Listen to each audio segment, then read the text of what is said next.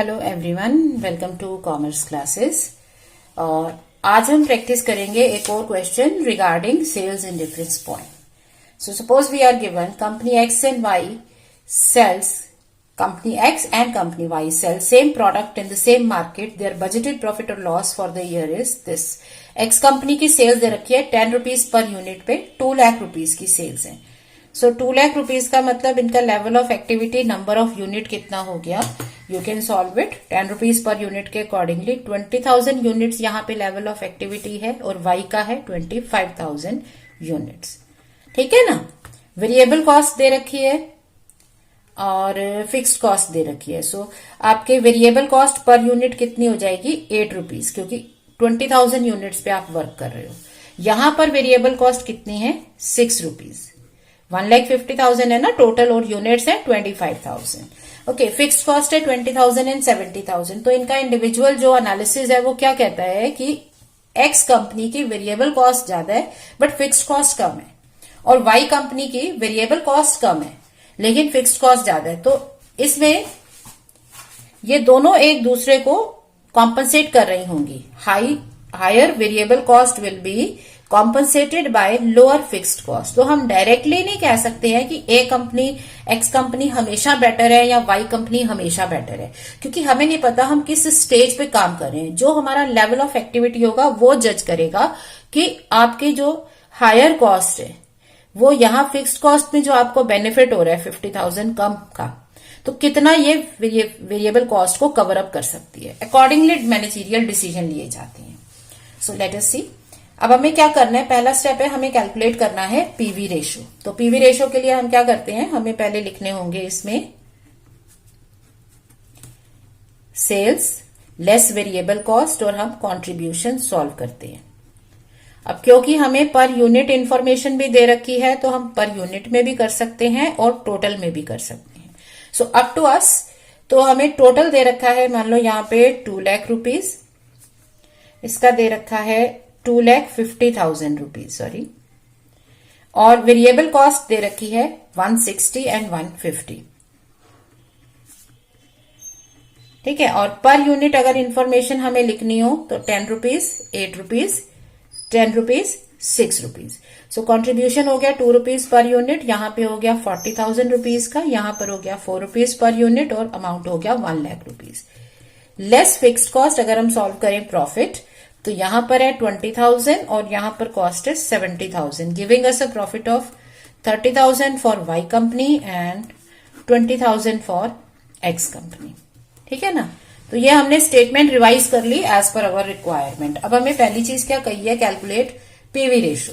तो PV ratio क्या होती है, उसका फॉर्मूला आपके पास है, nothing new, contribution upon sales into 100। So contribution है 2/10 इंटू 100, 20%, 4/10 इंटू 100, 40%। ठीक है। नेक्स्ट चीज है break even point. Break even point output भी निकालना है, रेवेन्यू में भी निकालना है।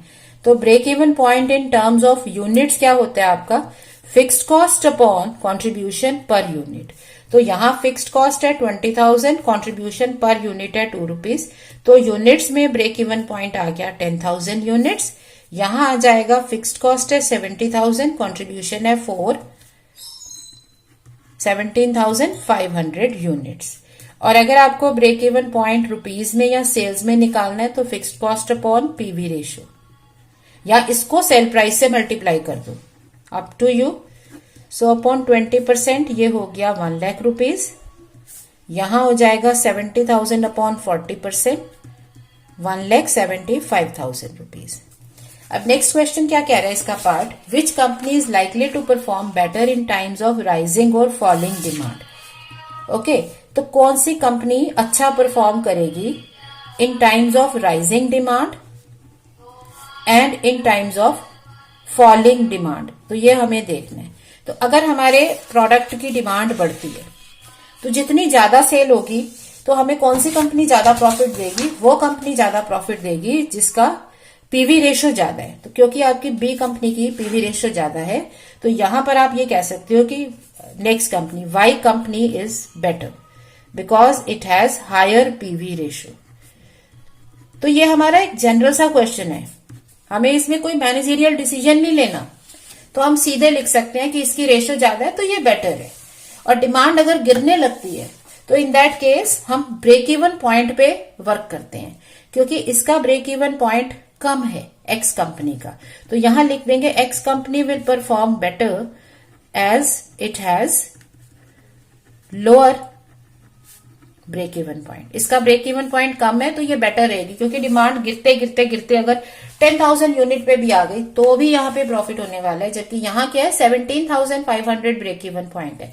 तो जहां आपकी डिमांड इसके नीचे गई आपको लॉस होना शुरू हो जाएगा, जबकि ये आपको इसके मार्जिन मतलब ये यहां से लेके 10,000 तक भी अगर कम होगा यहाँ प्रॉफिट के सिनेरियो है। तो अगर डिमांड गिरती है तो एक्स कंपनी बेटर हो जाती है, डिमांड बढ़ने लगती है तो वाई बेटर हो जाती है। नेक्स्ट है हमें सॉल्व करना है सेल्स इन डिफरेंस पॉइंट और प्रॉफिट इन डिफरेंस पॉइंट।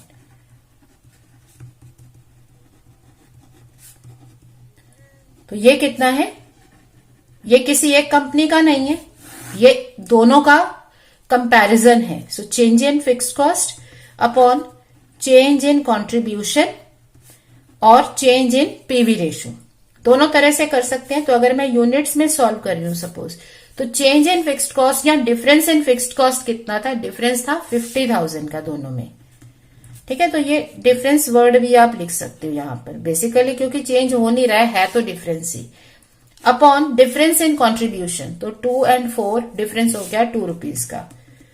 सो यहां पर सेल्स इन डिफरेंस पॉइंट आ गया 25,000 यूनिट्स, या फिर difference in fixed cost upon difference in contribution per unit, तो कितना आ जाएगा, तो कंट्रीब्यूशन में 20% का डिफरेंस है, 20% एंड 40% 20% का डिफरेंस है। सो ये आ गया 2,50,000 रुपीज, ठीक है ना। तो अब इससे हम आगे एनालिसिस करेंगे अगर हमें मैनेजमेंट डिसीजन पूछा है। तो अगर आपकी कंपनी ये पूछ रही है आपके क्वेश्चन में कि if the budgeted sale of next period is से 2,80,000 then which company is better, or if the budgeted sale is say 2 lakh then which company is better, तो तब आप इसको यूज करोगे। अब यहां पर ये देखो हमारे पास जो डिफरेंट लेवल्स आए हैं वो क्या है, एक आया है 10,000 यूनिट्स का जिसपे एक्स कंपनी ब्रेक इवन कर रही है, तो इसके आगे एक्स कंपनी प्रॉफिट देना शुरू हो जाएगी। दूसरा हमारे पास जो यूनिट्स के अकॉर्डिंगली वैल्यू आई है वो है वाई कंपनी की, यहां से वाई कंपनी भी प्रॉफिट देना शुरू हो जाएगी, एक्स ऑलरेडी प्रॉफिट दे रही है। और ये आ गया आपका इंडिफरेंस पॉइंट जहां पर दोनों का प्रॉफिट सेम होने वाला है। तो इसके आगे, इस पॉइंट के आगे हमेशा के लिए वाई बेटर होगी, इसके पीछे अप टू 1,75,000 या 17,500 आपकी एक्स कंपनी ही बेटर रहेगी। तो यहां पे हमारे जो केस सिनेरियोज हैं वो 3 हो जाते हैं।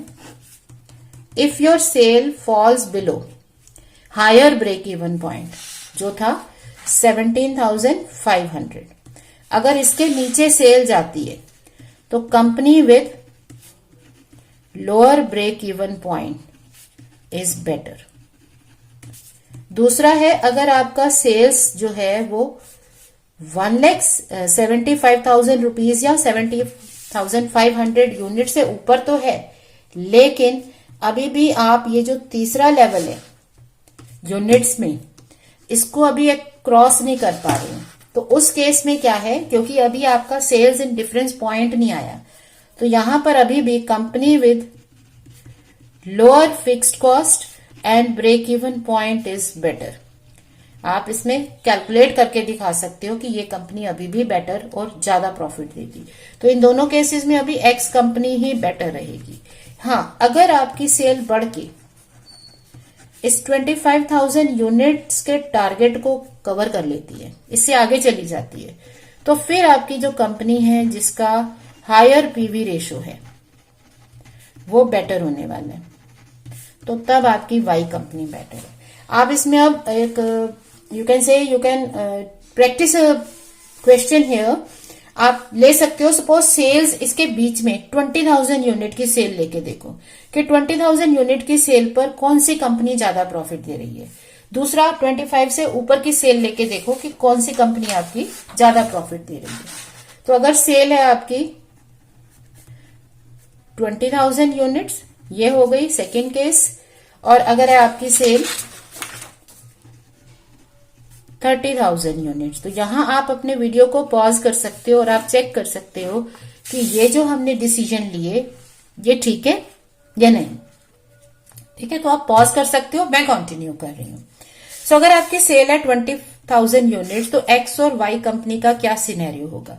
सो profit at a given sales level क्या होता है, प्रॉफिट का फॉर्मूला क्या होता है। जब हम ब्रेक इवन एनालिसिस करते हैं हमारे पास प्रॉफिट निकालने का शॉर्टकट तरीका होता है, वो क्या है, sales minus break even point into contribution per unit, या फिर sales in rupees break even point in rupees into PV ratio.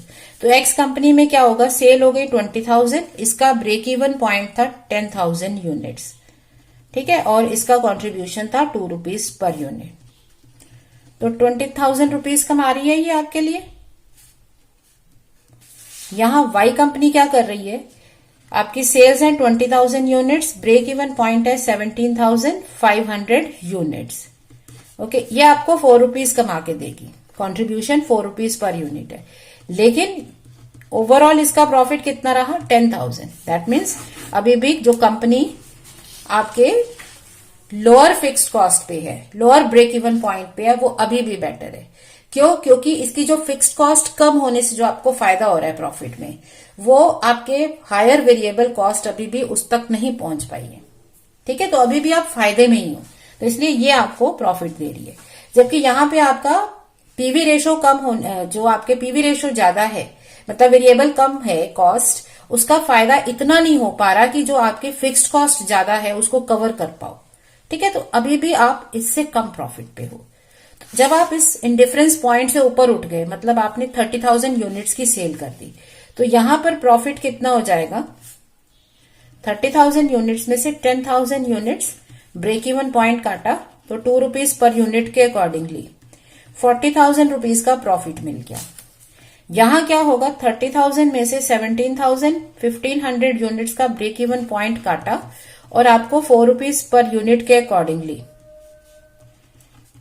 50,000 rupees का फायदा हो गया।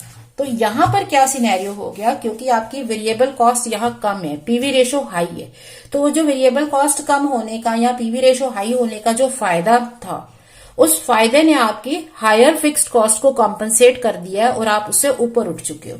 तो अब आप हमेशा ज्यादा प्रॉफिट पे रहोगे विद वाई कंपनी। ठीक है, सो अगर हम मैनेजरियल डिसीजन ले रहे हैं कि इस बजटेड सेल में कौन सी कंपनी बेटर है, तो हम शॉर्टकट में आंसर दे सकते हैं कि कंपनी एक्स बेटर है या वाई बेटर है। हाँ, लेकिन अगर हमें कहा जाए कि support your answer with the calculation, तो फिर आपको प्रॉफिट कैलकुलेट करना पड़ सकता है, या आप कॉस्ट शीट बना के भी शो कर सकते हो। ठीक है, सो दिस इज हाउ हम एक सेल्स एंड डिफरेंस पॉइंट के बेसिस पे मैनेजमेंट डिसीजंस कर सकते हैं। So I hope this question is clear. But ये आपका क्वेश्चन होगा एनालिटिकल एनालिसिस वाला, तो इसे आप तभी सॉल्व करोगे जब आपका क्वेश्चन आपको कहेगा। अदरवाइज आपका यहां ये जो आपने जनरल एनालिसिस दिया कि राइजिंग डिमांड है, फॉलिंग डिमांड है, तो क्या बेटर है, यहीं तक काफी है। ठीक है, so I hope this make sense to you. बाकी आप कितने लेवल तक क्वेश्चन सॉल्व करोगे और कितना दिखाओगे वो मार्किंग पे भी डिपेंड करेगा। अगर 1-2 नंबर ही है तो आपको बहुत डिटेल में नहीं जाना, बट अगर आपका क्वेश्चन ज्यादा मार्क्स का है, 3 मार्क्स 4 मार्क्स, तो फिर आपको डिटेल बतानी पड़ती है। So stay practicing and learning. Thank you.